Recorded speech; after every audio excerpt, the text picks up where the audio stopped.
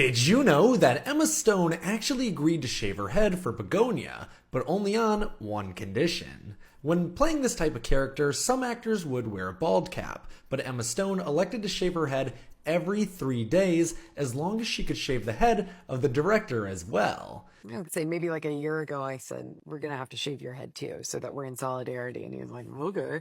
He shaved his head. It was exciting, but it wasn't as exciting as I thought it would be. Begonia is available to buy or rent today with all new interesting bonus content for everyone who loves movie facts. Don't miss it. Did you know in Baby Driver, made in 2017, earlier in the film, Baby is flipping through channels on the TV. Each one only gets a few seconds of screen time, but Baby has an amazing memory. Each one of those lines are repeated by him later in the film. We hear this line from It's Complicated. They grow up so freaking fast, don't they?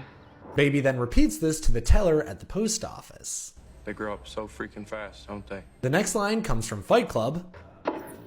How's that working out for you? And then Baby says that to the guy with the hat tattoo. How's that working out for you? And the last one is from Monsters, Inc. You and I are a team. Nothing is more important than our friendship. Baby actually says this line twice. This is the first time. You and I are a team. Nothing is more important than our friendship. And then he actually gets called out for it by Doc the second time. Never. You and I are a team. Don't feed me any more lines from Monsters, Inc. It pisses me off. I've watched this movie multiple times and I can't believe I've never noticed that. Did you know that because of his insane method acting, Christian Bale actually saved his director's life? While Bale was filming for the movie Vice, where he played Dick Cheney, he researched the details of the heart attack symptoms he was having so he could replicate what Cheney had actually gone through. In between takes, he was talking to the director about how arm pain often isn't actually the first sign of a heart attack. It's huge stomach pain and tingles in your hands.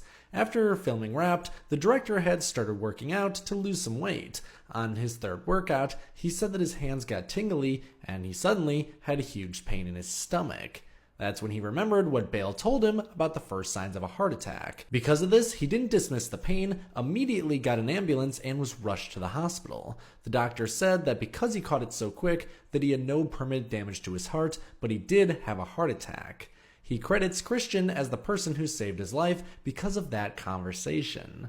There's definitely an irony to this, as Bale has received permanent damage to his body because of his intense method acting and insane weight changes for his roles. Did you know that Everything Everywhere All at Once may look like a blockbuster film, but its entire VFX team was only 5 people, and you can actually see them working on the movie in the movie.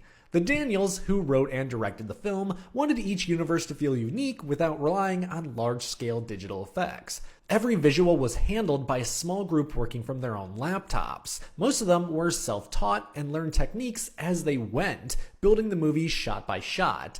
And around halfway through the movie, during the multiverse montage, if you pause at just the right time, you can see the team on Zoom working on a scene from the film. One of the VFX artists later said, quote, "We didn't have the resources, but we had creativity," unquote. The film's budget was under $25 million, but the final results look far more ambitious. That mix of limited resources and innovative problem solving gave the movie a distinct visual style that helped it win over 7 Oscars, including Best Picture and Best Video Editing. Did you know in Weapons, made in 2025, the strange lunch that the principal and his husband eat is actually a tribute to the director's friend that passed away? In the scene where Marcus is at home, we can see that he prepares 7 hot dogs for him and his husband. This caught most people off guard when they saw it, and seemed very random. But before Zach Cregger directed this film, he worked on a sketch comedy show called Whitest Kids You Know, and one of the lead comics on the show, Trevor Moore, passed away in 2021. One of Trevor's most iconic skits was called Hot Dog Timmy, where Trevor plays a doctor who's asking a guy about how many hot dogs he eats in a day, and we get this line. I don't know, 7? 7 hot dogs? 7, yeah. A day. Is that high? It's a little high. Is that bad? Well, not good. And that's where the reference comes in, 7 hot dogs on this plate. Zack said that writing this movie was a huge part of this grieving process, so it makes sense we get a little tribute in the form of an Easter egg. Did you know that the lowest paid actor in Home Alone was actually John Candy, and he could have made millions? In a super small cameo role, John Candy played Gus. He only had one scene in the film, and he was actually the only one who was allowed to improvise throughout the entire movie. He did this, his entire monologue is completely off the top of his head, and you can even see Kevin's mom trying not to laugh. But I did leave one in a funeral parlor once. Yeah, it was terrible, too. You know, I was all distraught and everything, you know, the wife and I. John Hughes offered him the role and wanted to pay him a small percentage of the film's profit, but Candy turned it down. He wanted to do this role as a favor and agreed to the lowest possible salary the union would let him take, $414. This means that he was literally paid less than the pizza delivery driver, and probably the cost of those pizzas if you account for inflation. 20th Century Fox actually wrote Candy a check for $500, and in the memo they wrote, "Keep the change, you filthy animal." Did you know that The Nightmare Before Christmas had a really weird production history? The movie itself is based on a poem written by Tim Burton back in 1982 while he was still working at Disney. Disney actually purchased the rights to the film, but thought it was too weird, so they just shelved it. And then there was nothing. Eventually, Tim got fired by Disney, but years later, he realized that they still owned the rights to the film, and somehow managed to convince them to greenlight it. They said yes, but they were still a bit worried about how it would fit in with the brand, so it wasn't originally released as a Disney movie. It was under one of their brands, Touchstone Pictures. But because Tim Burton wasn't working for Disney anymore, he was busy filming Batman Returns, and they had to get Henry Selick, who made James and the Giant Peach, to direct instead. Obviously, they didn't have a ton of faith in the movie back then, which is why it was released under Touchstone. But now that the film is a cultural icon, they re-released it under the Disney brand. Happy Halloween, everyone. Did you know in American Psycho, made in 2000, the scene where Detective Kimball questions Patrick Bateman is a roller coaster of being tense, then calm, and tense again, and then confusing, calm, tense, over and over. This was actually on purpose, as the director had Willem Dafoe do 3 different takes of the same scene. One of them was from the perspective that he knew Bateman was the killer, and then he reshot the scene where he only suspected that Bateman was the killer. And finally, one more take where he didn't at all suspect Bateman. These shots were then spliced together in the final film to keep the audience guessing. It makes the scene super unsettling, but does well to serve the movie's main premise. It keeps you guessing if Patrick actually did these things, or if he's just making everything up in his head. It's a perfect way to do that. In the books, Patrick is an unreliable narrator. We get everything from his perspective, and the hallucinations are a bit more wacky. This keeps things down to earth while still keeping us guessing. Did you know in the Super Mario Galaxy movie trailer, there are a ton of references and Easter eggs to other Mario games, not just Mario Galaxy? The most obvious is this inverted pyramid from Super Mario Odyssey. This is actually in the Sand Kingdom of the game. This isn't super shocking, as the first Mario movie felt like a celebration of the entire franchise rather than just focusing on one game's story or references. Another obvious one is Bowser Jr. holding the magic paintbrush from Super Mario Sunshine, which is one of the best games in the franchise, by the way. Another Super Mario Odyssey Easter egg is the painting that Bowser is working on at the start of the trailer. This skeleton Mario is the hardest outfit to obtain in the game, costing almost 10,000 coins. And at the end of the trailer, for just a split second, if you look behind Bowser Jr., you can see the clown car, which originally appeared in Super Mario World, but is just a staple in the franchise by now. Just like the last film, I'm sure every inch of this movie will be covered with Easter eggs, so let me know if you saw any that I missed. Did you know that you might have watched a different version of Zootopia than I did? Every once in a while, Pixar will release different versions of their movies based on where you're watching them. They sometimes do this because a joke doesn't make sense in another culture, or it just isn't very relevant. In Zootopia, the regional change is actually a character swap. If you watch the movie in North America or most of Europe, the news anchor was a moose, voiced by real Canadian news anchor Pete Mansbridge. In China, the moose is replaced with a panda. If you were in Japan when you watched the film, the news anchor is now a tanuki. And finally, if you saw or have an Australian or New Zealand copy of the film, that same news anchor is a koala. I don't think there's an exact reason they made this change other than to appeal to people who would be more excited about animals that they're familiar with. It's a really interesting and inclusive change that you don't see other studios doing, but that's kind of Pixar's MO. They're always going the extra mile. I've never heard of another animation studio doing something like this. Well, sometimes stuff gets censored, but this is completely different. Did you know that Ke Huy Quan never auditioned for his role in Indiana Jones? He was picked by the casting director while in gym class. For whatever reason, Spielberg didn't hold auditions for child actors. The casting director actually went to Chinatown in LA and had a few kids read some lines while in the gymnasium. After meeting Quan, the casting director told Spielberg that he already found the kid, and Spielberg invited the family to sit down to discuss him being in the movie. But his family was in a lot of debt. After giving up everything to bring them and their 9 kids to the United States, they didn't have enough money for a car to get to that meeting. So the team sent a driver to pick them up instead. After hearing their story, Spielberg gave them a contract that would completely change their lives forever.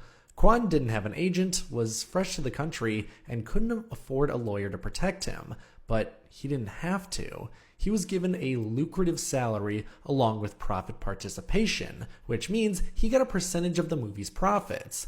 This is something that actors usually have to fight for, and it allowed him and his family to immediately move to a better house, and he still gets royalties to this day. Did you know in Mean Girls, throughout the movie, Katie starts to adopt different traits of Regina until she ultimately takes her place? The first example is throughout the movie we see Regina wearing an R necklace around her neck. And later we see Katie begin to start wearing a C necklace around hers as well. Another one is Regina told Gretchen that she couldn't wear hooped earrings because that was her thing. You know that I'm not allowed to wear hoop earrings, right? Yeah, 2 years ago she told me that hoop earrings were her thing, and that I wasn't allowed to wear them anymore. And then later we see Katie wearing hooped earrings herself. And the most subtle one is actually after she sabotages Regina. Earlier in the film, we see Regina in this pink dress with a black stripe or ribbon around it. Katie wears an inverted version of that dress at the house party later in the film.